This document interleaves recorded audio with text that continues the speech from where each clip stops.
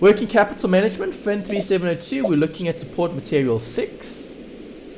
First bit is recap from what we just looked at. Okay, so we spoke about EOQ. Just summarize EOQ for us. Melanie, what does EOQ do?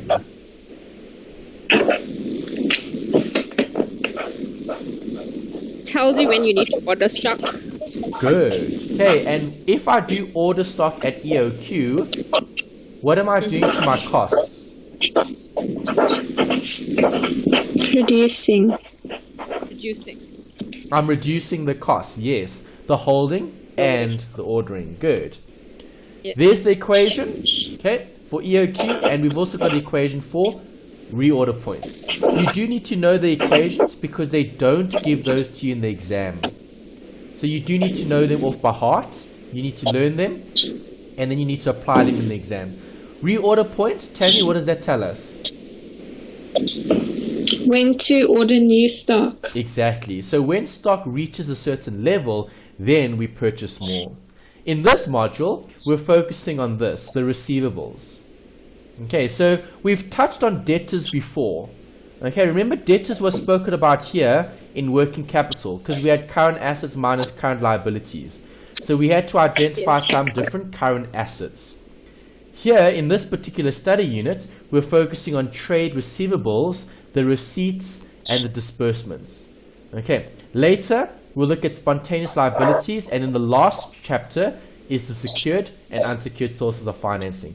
And that covers FIN3702. Okay, it is a short module because they only refer to certain chapters. There are 3 in total, and those are the 3 chapters that we need to look at before the actual assignments and past papers, obviously. So to start off, just some background. Trade receivables. Trade receivables is another word for debtors. Debtors we know is an asset. So it's good for the business in terms of its assets, but it's bad for the business in terms of its cash flow. Okay, so if you increase your debtors, what does that do to your cash flow? Reduces. It decreases, yes. So if I sell more goods on credit, does that help or harm the business? Harms the business. It harms the business in terms of operations, yes. Okay, in terms of cash flow. But it can help the business in terms of showing more sales. Profit. Showing profit, yes. Alright, so in this particular section, we'll be looking at different types of credits. Okay, how do we select it? How do we choose who gets it and who doesn't get it? Okay, so there are certain terms that you need to be familiar with in terms of the process, the standards. Okay, so how do we grant credit? Do we grant it to anyone who wants it, or do we need to apply an application process? We'll review the different procedures.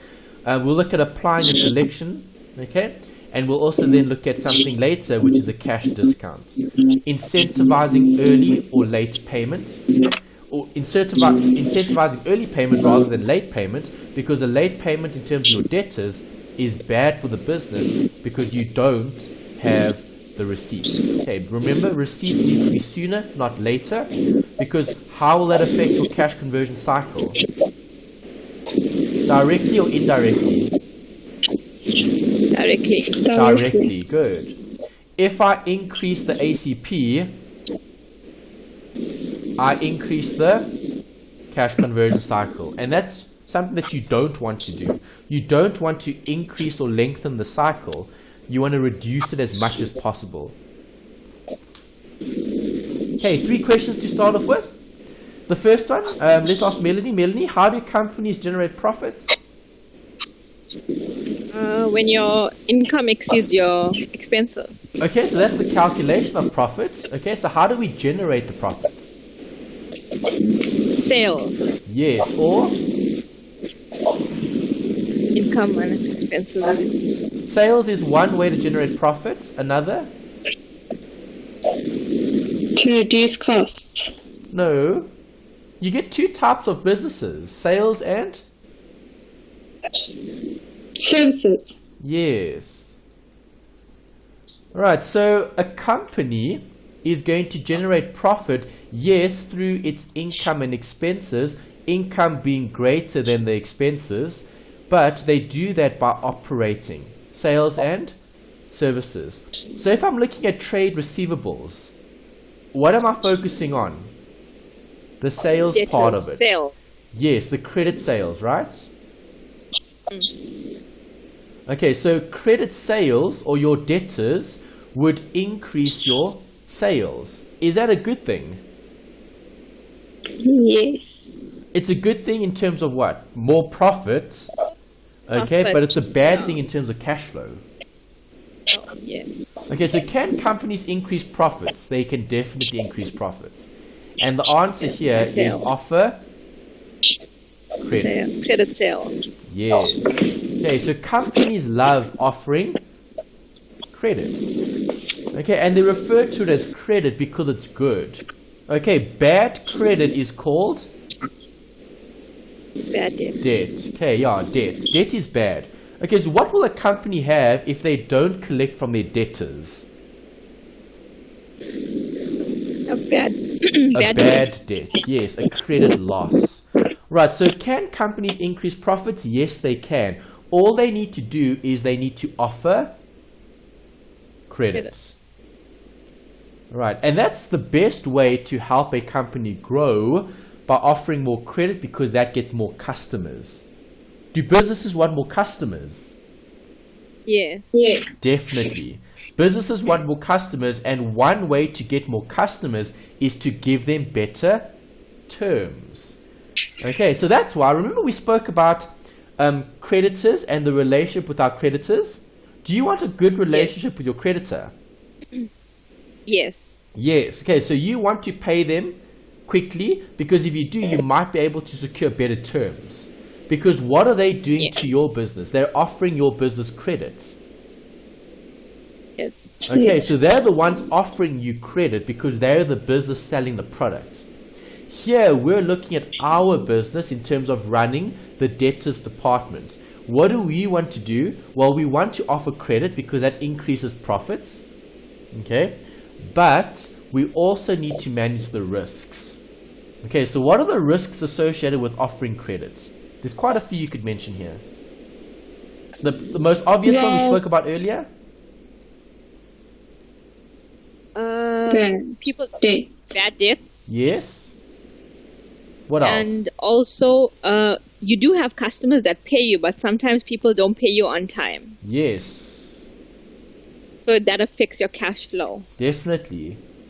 What are other risks? So if you're giving all your customers credit, what risk does that create for your business? Well, you won't be able to meet your obligations. Exactly. So then now you have a liquidity problem. So there's a liquidity risk. Okay, so helping to finance someone else's business, okay, harms your business if you can't manage it though. Okay, so we know we need to give credit. Okay, credit is part of business in terms of offering people certain terms, okay, to help with generating more profit or sales. But at the same time, by giving someone credit terms, you're creating a liquidity risk for your business. Okay, what else? Mm-hmm.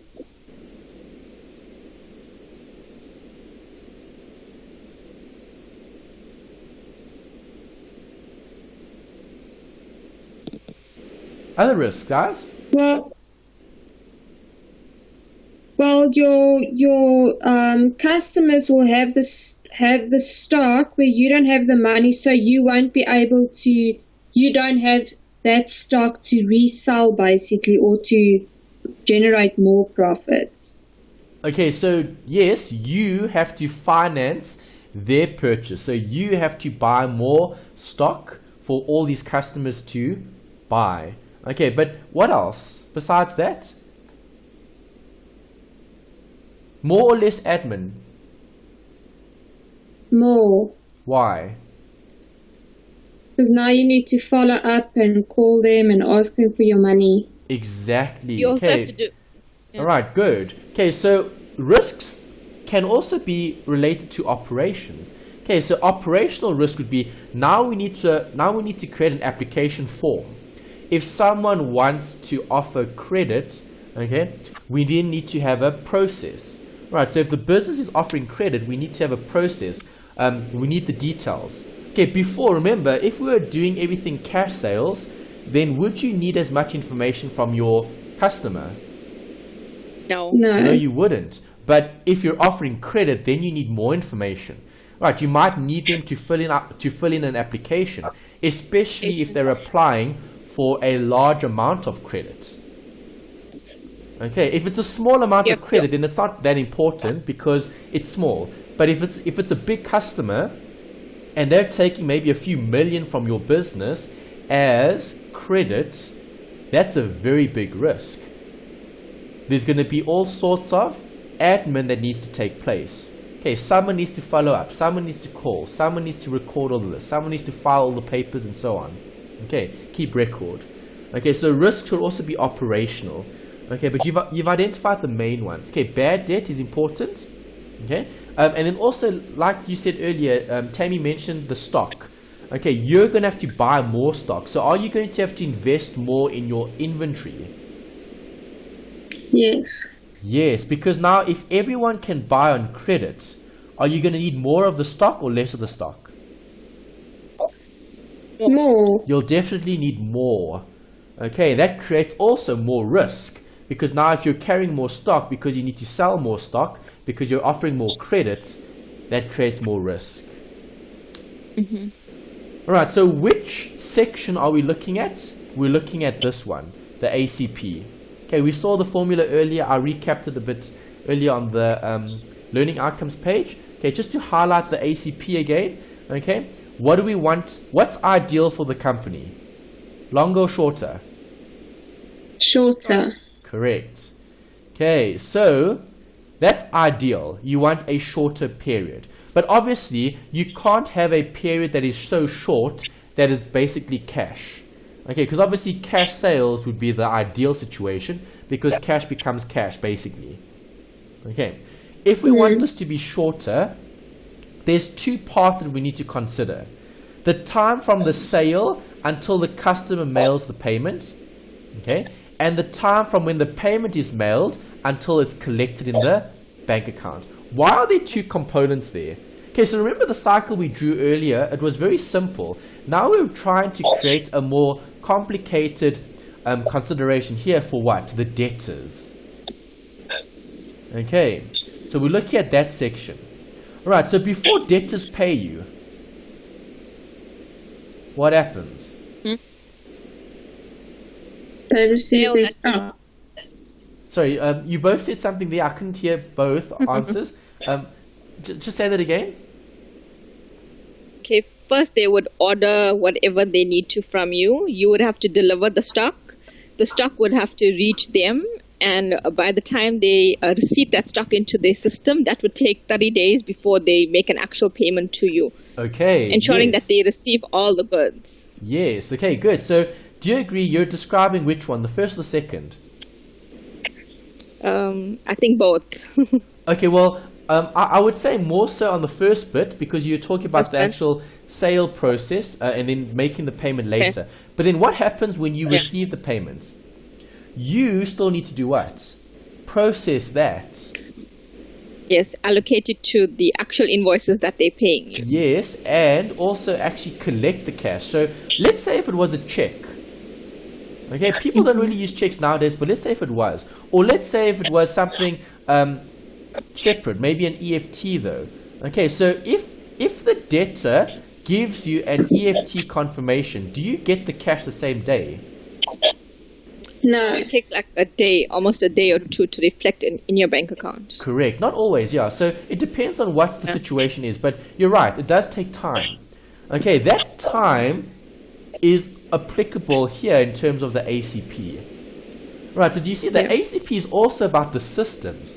Right, so depending on which banks you're banking with. So let's say okay, let's talk about Tammy and Melanie. Okay, T&M. Okay, so T has bought something from M, and T now needs to pay M okay, for the item. Right, T banks with bank A and M banks with bank B. Alright, and bank A and B, they're a very slow bank. Okay, they don't use technology, or they use very old technology, and it takes 3 days, okay, for a payment to clear. Okay, so now T is going to pay M. Okay, let's say T pays M today. Okay, when is M going to get the payment?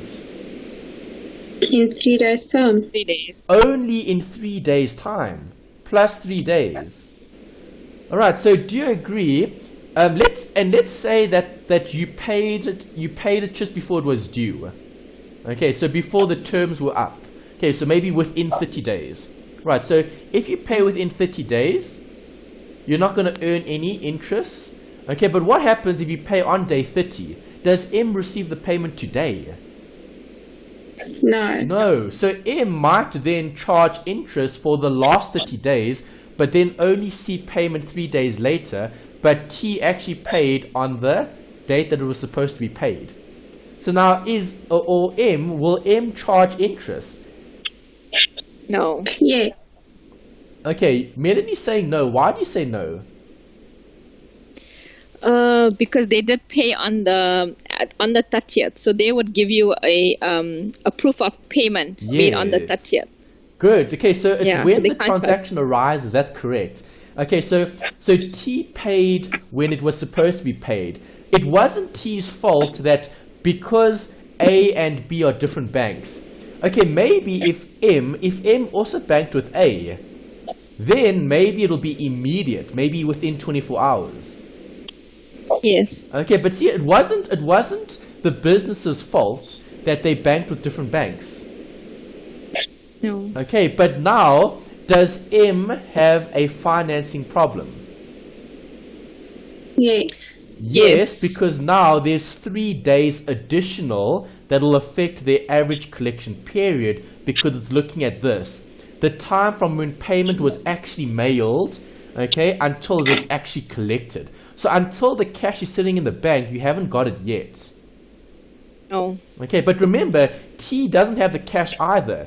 T doesn't have the cash because T paid for it. M is waiting for the cash. The cash is actually sitting with A and B, the banks. Do you agree? Yes. Yeah. Okay, and that's why also something else that can help with operations.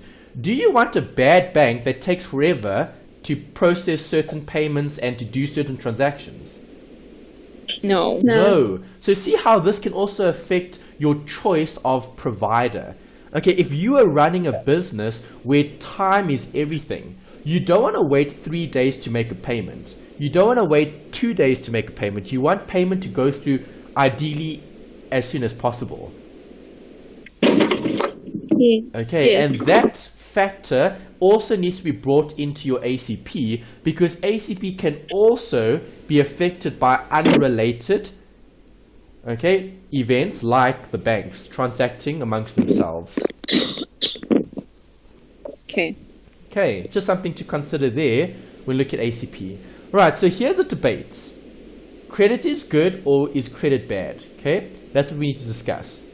Alright, so I want to give you each a role here. Okay, so I want Tammy to talk about why credit is good, and then Melanie, if you can talk about why credit is bad. Okay, who wants to go first? But is it for us to provide credit or to It could be either incur or. Okay, it could be either Okay. or. Alright, so you guys, okay, so basically, the task is, try convince us your point. Okay, so Tammy, you need to convince us why you believe credit is good. Okay, convince us. Give us an argument that would persuade us to use credit, irrespective of what we're using it for. Okay, you can use that as motivation in your examples. Okay, and then obviously Melanie, you need to convince us that credit is bad. Okay, again, it could be from any perspective, but I want you guys to think about the pros and cons. Okay, so who wants to go first? I will. Okay, go for it. Okay. Me. Yeah, you said you want to go first, right? Okay, sorry, I thought Melanie said at the same time. Okay, well, credit is good because if you're taking out credit or buying stuff on credit, you obviously don't have to pay now, so it helps you to generate profits without having to pay for the stocks. And then it's also good for you to give credit because then you increase your profits.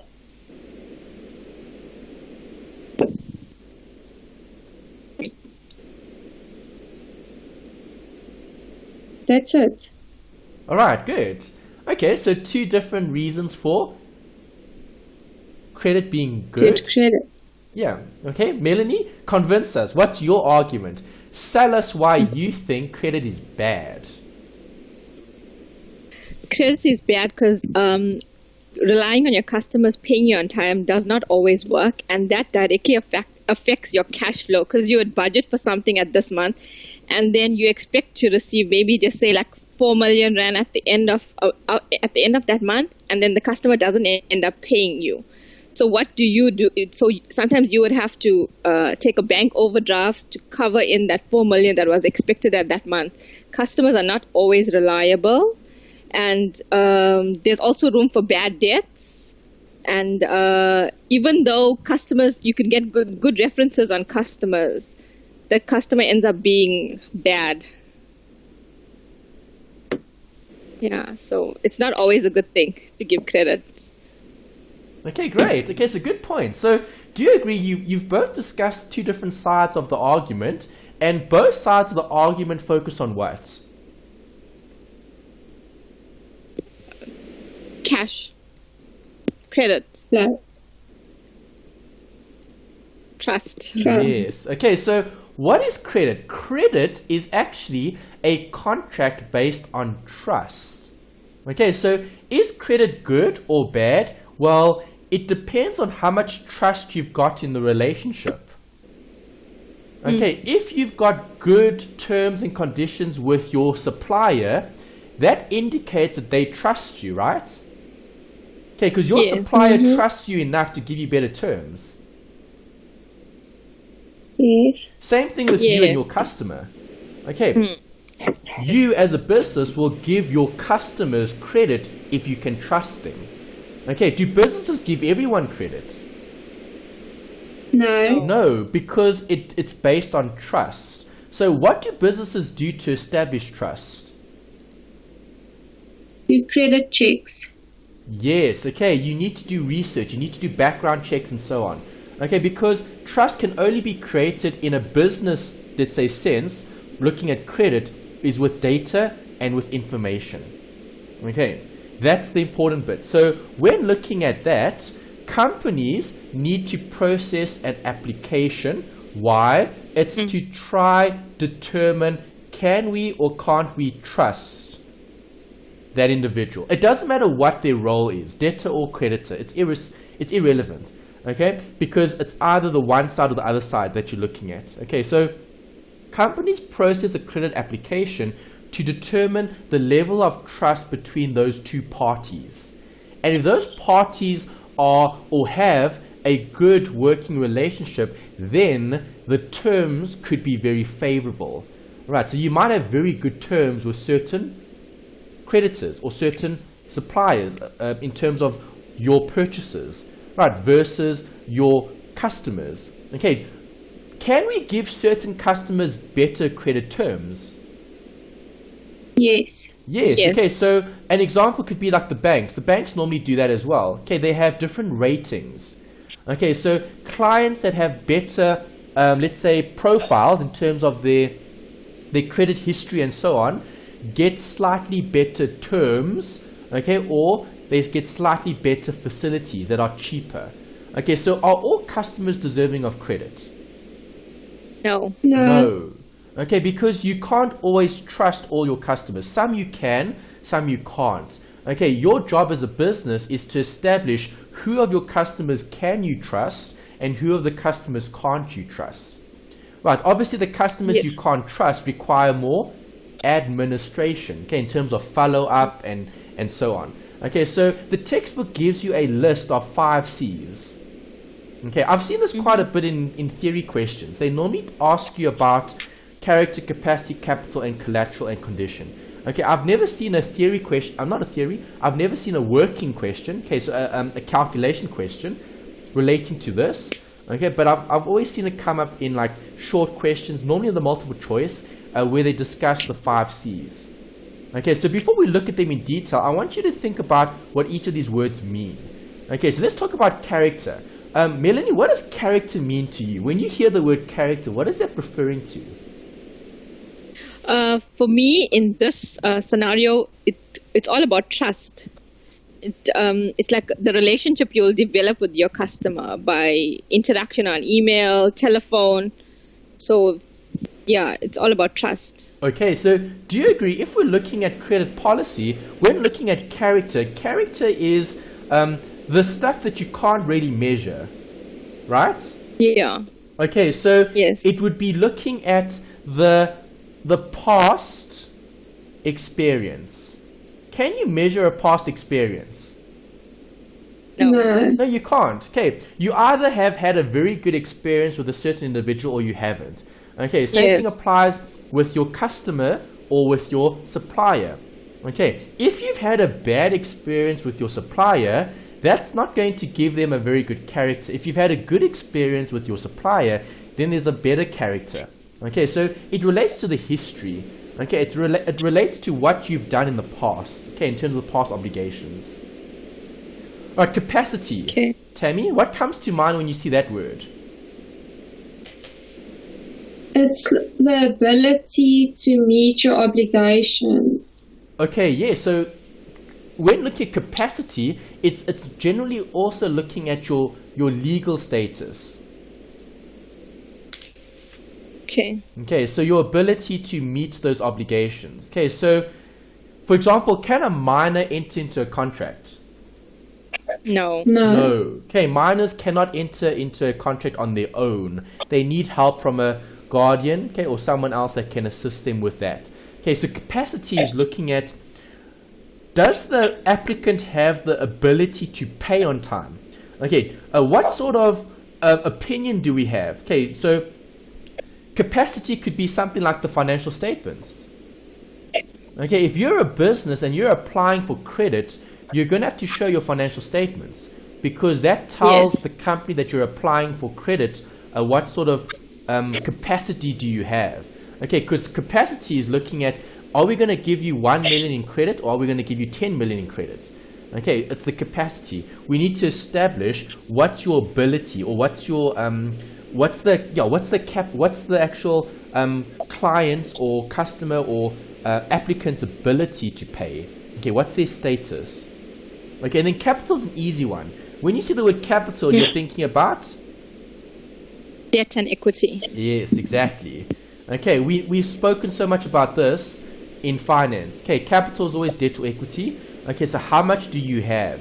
If you've got lots of existing debt, is it going to be more or less difficult to get more credits? More difficult. It's going to be a lot more difficult versus if you had more equity. Okay, again, that's something that people look for, okay, when focusing on the application. Right, collateral is looking at what do you have? Okay, your assets. Okay, collateral is what?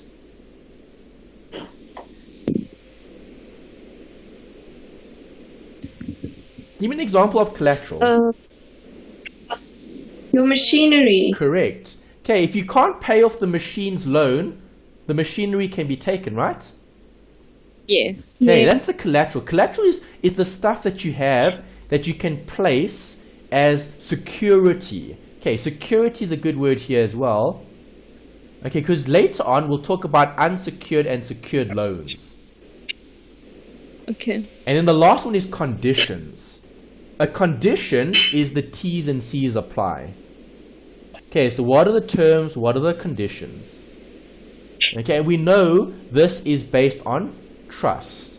Okay, so we're focusing always on establishing that trust. Trust. Yeah. All right. So, what is your view on that? So Melanie and Tammy, do you guys trust? So what's your view on trust? I think trust is earned. It's also you have to start like building a relationship, because with my customers, if you have to ask me about any one of them, I'll be able to tell you whether that customer will be able to meet their obligation for that month. Yes. So Okay, good. years And of then experience. Tammy, your view? Well, basically exactly what she said. Okay, so you both agree that trust is earned. Yeah. Okay, so does that mean that you don't trust anyone unless they do something that gains your trust? Yes. Yeah, but it can't always work like that. Because that's what you're telling me. So what I'm hearing from you is trust is earned, meaning you don't give anyone your trust. In the real world, it is like that. Well, you want it to be like that, but it's in the business environment, it's not always possible to first know the client so well for years before you're going to trust them to buy on credit. Okay, so should we trust first? Should trust be given until they do something that takes it away? Or should they Yes. earn it first? Yes, you can give them trust, but only to some extent. You're not going to immediately give them a credit balance of R1 million for the first time. Okay, Melanie, So your view? first you're going to Yeah, I think it all depends on the situation. You just have to weigh your pros and your cons. Okay. If you're giving someone R1 million credit, you'd have to do a credit check, obviously, and decide from there if it's a new customer. Okay. All right. So do you agree? Yeah. It's a tricky one to establish, right? Yeah. Okay. It's Yes, difficult it because, as you said, practically, in the real world, okay, when we practice this and when we apply it, it's difficult to sometimes establish that, especially if you're dealing with customers you don't know. Yes. Okay. So then, you might choose to either trust them first and then allow them to break that trust, maybe. Okay, because if you're offering, so you guys mentioned an amount, R1 million for a customer. Okay, R1 million for a customer as a let's say as a credit facility might not be that much if your company is making several billion rand a year. Yes. Okay, so Yeah. also trust depends a lot on the person. Okay, or the business. Right, so do you agree? At the end of the day, who makes the decision? financial manager. The manager, exactly. And credit that app. manager is also just a person, right? Yes. Okay, so that person, okay, will make a decision based on their judgment or based on their gut feeling sometimes as well.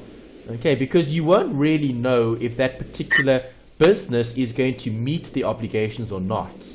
Okay, but sometimes, remember, in business, what must you do? You need to take risk to make a return, right?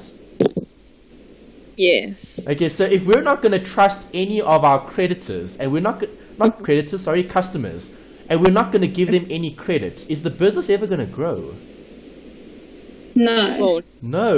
Okay, there's going to be a bit of an obstacle there, right? So sometimes Yeah. you need to take risk by just giving credit to people and then hope that they do pay back later. Okay, because sometimes you have Yeah. to give to receive. And that's normally the best way of doing Yeah. it. Right? yes. Because now if you're saying, well, I need to receive someone's trust before I give it, well then if that's the scenario, you're never ever going to give credit. True. Okay, because those individuals are applying for it. Does that make sense? Yes. Okay, great. Right, if you do want to read a bit more about the 5 C's, they do cover them in quite some detail on page 596 of the textbook. They cover the 5 C's, and then they go on with some examples, and they talk about credit scoring and credit standards. It's quite detailed. I've given you a note here about the credit scoring because this is almost like a measure, okay, of what we were discussing and debating, trust.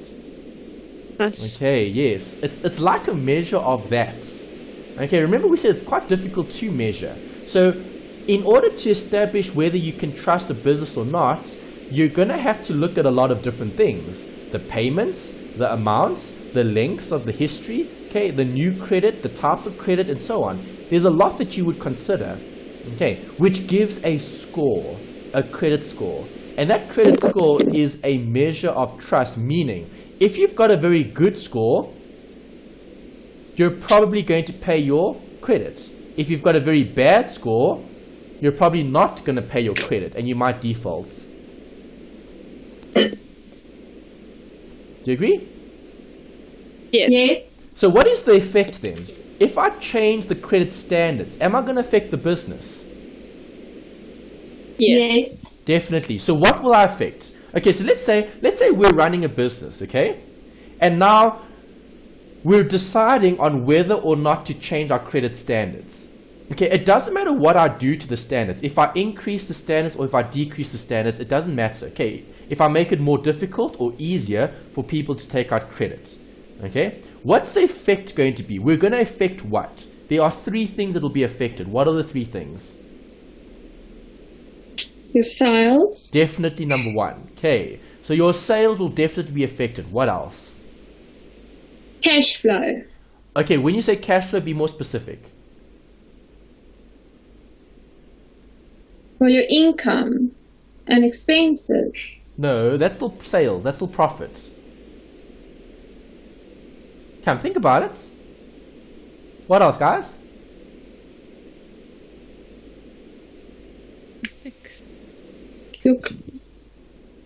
Your debt. Your investment, yes. Okay, your investment.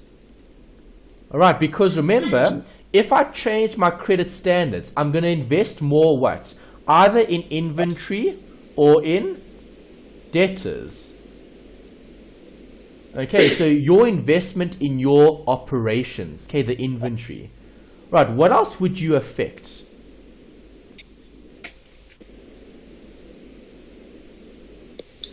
The last one, what else?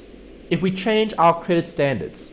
So yes, we'll affect ourselves, we'll also affect our operations in terms of our investment in fixed capital or investment in working capital.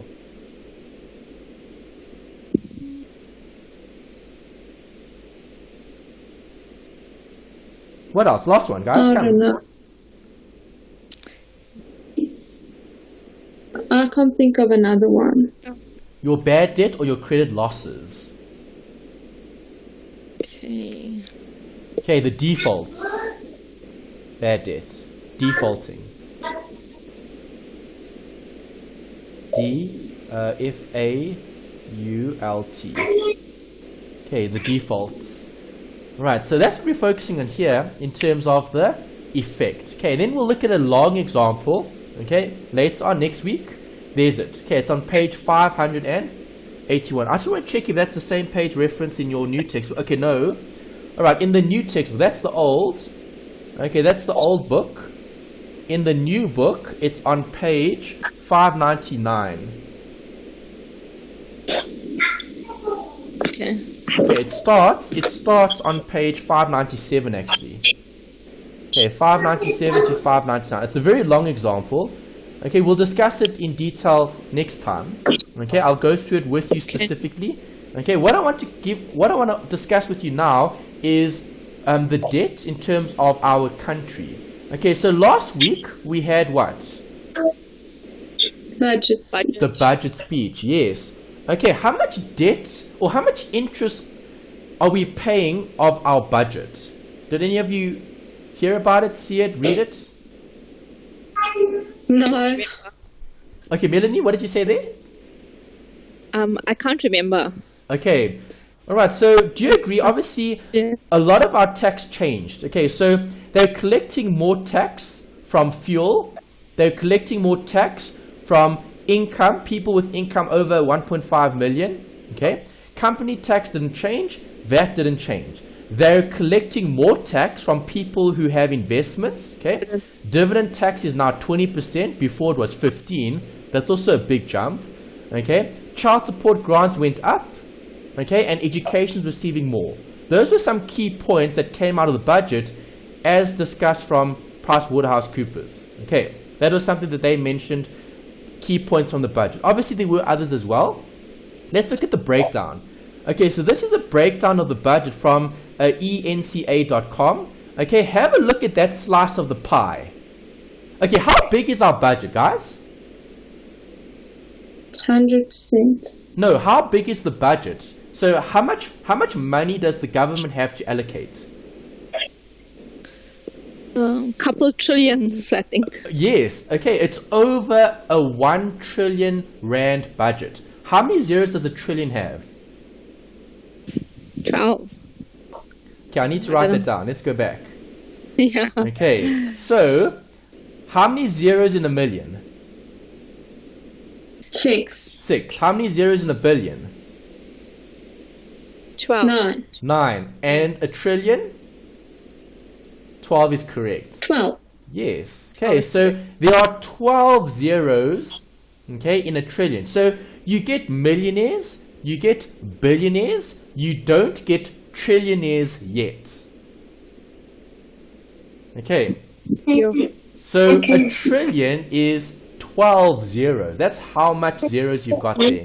And that's how much the government has to budget for different things. Over 1 trillion rand is budgeted every year. Okay, and how much of it goes to debt? We just saw it. There's it. 10%. 10%. So 162.4 billion rand is being spent just on the country's debt. Okay, so that's 162.4 billion. Okay, and that's just to pay our debt in this country. Okay, so how much debt do you think this country has, guys? It has a couple trillion. I remember seeing that. Okay, yeah, it's quite scary. Okay, so this is a... Yes. Okay, so basically there's a national debt clock. Okay, this organization gets data and information from different places. So here, the source is the South African government. Okay, the South African government in terms of national debt, so national debt in this country is almost, how much is that? 1.9 trillion. Yes, it's almost 2 trillion rand worth of debt. So every year we're budgeting 1 trillion to spend on different things, but as debt in the country, that's how much debt the country has, almost 2 trillion. 2 trillion rand, which if you convert to US dollars, okay, how much is that in US dollars? Billion. It's 145 billion. Billion. Yeah, so 145 billion. Why do these numbers change? Because the debt is increasing all the time. Exactly, because of interest. Yes. Okay, so in South Africa, okay, we've got $145 billion worth of debt. Okay, how much debt do you think America has? More. How much more? Double. Double it. Okay. Do you agree, Melanie? What do you think? I also think theirs will be more than ours. Okay, so let's have a look. All right. Let's go back to the. Okay, America, USA, United States. All right, that's the amount of debt the US has. How much is that? 19 Oh trillion. my god. It's definitely more than ours. It's 19 It's not trillion. even double. $19 trillion of debt. Okay, $19 trillion. That's $1 trillion. Remember how much South Africa had? It had 145 billion. Okay, billion dollars. Okay. Yeah. The US has 19, almost 20 trillion dollars worth of debt. That's how big the debt is. Yeah. Okay, and if countries don't manage this, what happens to countries?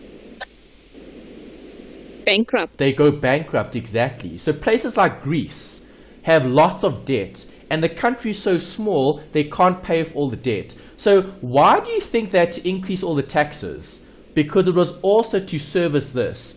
Okay, if you listened to the budget or you downloaded a summary, something that the minister talked about quite a lot was reducing this. Okay, the debt costs, because to have to spend 162 billion rand every single year just to pay interest is bad. I mean, have a look at education. Education gets 243 billion.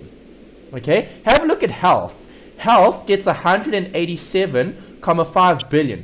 That means everything that we're spending on hospitals and clinics and all of that, what we're spending on health, okay, we're almost spending the exact same amount and just on our interest on our debts. Yeah, it's Okay, ridiculous. so that's a big problem. The big problem is taking out loans that you can't pay back. And that's what we looked at now in terms of the debate between good and bad. Okay, debt can be good if you're using it for the right things. Debt is bad if you're using it for the wrong things.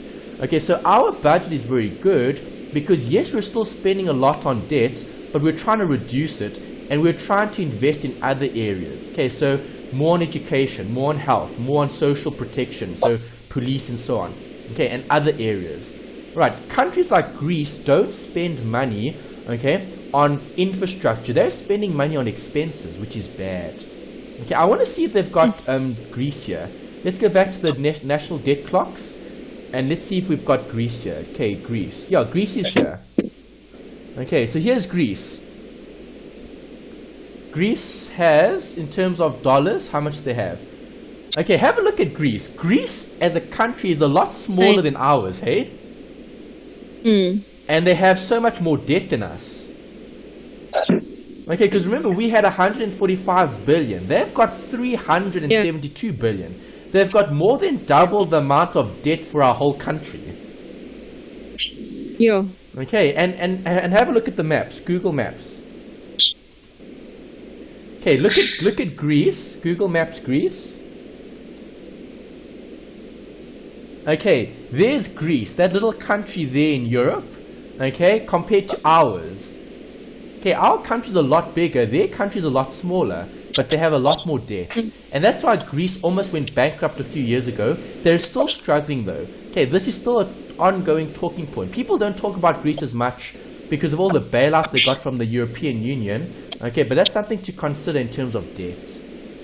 Okay, so managing debt is key, and receiving it is the, like, paying it off is the most important bit. Okay. Alright guys, that's where we'll stop for this week. Next week we'll look at that long example focusing on a company issuing lots of credits. Okay. Okay, any questions? No.